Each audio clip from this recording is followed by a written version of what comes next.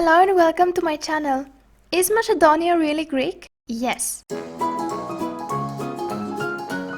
Did you know that when you say Macedonia, you're historically referring to a region of Greece? When Europeans arrived in America, they didn't say, "Oh, from now on we're Native Americans, let's forget our roots and rewrite history." They knew they weren't and they had no reason to claim otherwise.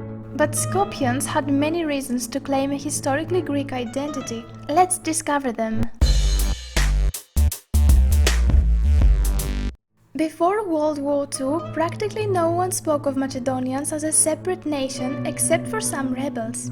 With the support of Stalin, the communist Marshal Tito introduced by decree the idea that Macedonians inhabit the south of Yugoslavia and the region was named Macedonia. Before that, it was called South Serbia or Vardarska Banovina. This act had mainly two pursuits: to effectively remove any Bulgarian influence in this region, since the Bulgarian presence there was intense, and to control all Macedonia and thus gain access to the northern Aegean coastline. The Yugoslav government, in order to achieve its political and territorial aspirations, used the following means. A local Bulgarian dialect was recognized as an official language and it was named Macedonian. This dialect was rectified by language elements that could create controversies in the future, and it is taught in schools since then. The inhabitants of South Yugoslavia were sought to have a Macedonian national consciousness. For this purpose, it was necessary to construct a Macedonian history. An intense effort was made to cut off all ties between so-called Macedonians with the Bulgarians and Serbs and persuade the people that they belonged to a separate Slavic ethnicity. Also, great care was given to the de-Hellenization of Macedonia and Macedonian history, with the minimization of the Greek presence in the area and especially the minimization of the spiritual contribution of Hellenism.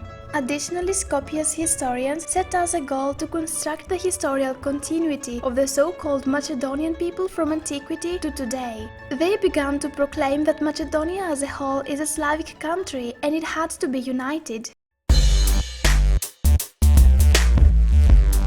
On the one hand, large-scale Slavic settlement in the Balkans begins in the 6th century CE, so they could not have left historical evidence of their presence in ancient Macedonia. On the other hand, ancient Macedonia and the deeds of Alexander the Great are well known and generally admired. That is why it was considered necessary to question the Greek character of ancient Macedonia. Thus, they proclaimed that Macedonians were not Greek but Illyrians, and according to them, after their arrival, they extinguished most of the indigenous people and they integrated the rest. This way, Macedonia turned Slavic, and hence the history and the culture connected to Macedonia belongs to them. They wish.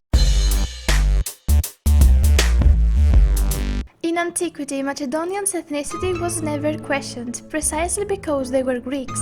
Herodotus was the first ancient historian who without hesitation refers to the Macedonians as Greeks. Thucydides and later Arrian, Polybius, Titus Livius and others also testify that Macedonians were Greeks directly or indirectly. Today historians even accept the Greek character of Macedonians' language. The very name of Macedonians is Greek, meaning tall, long, lean. Also, the names of the ancient Macedonians, the names of the gods, months, as well as toponyms are Greek and have no similarity to the Illyrian language. Moreover, Alexander and the Macedonians spread the Greek language and culture throughout the conquered world.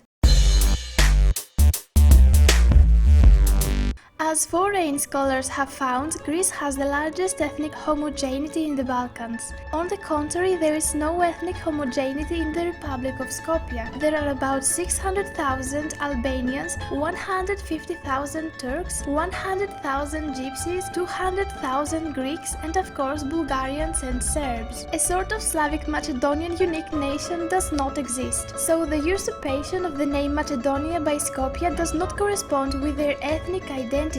Today, 7/10 of Macedonia are in Greece and only a small part is in South Yugoslavia and southwest Bulgaria. The northern areas of Skopje never were a part of Macedonia, and calling it Macedonia is contrary to historical reality.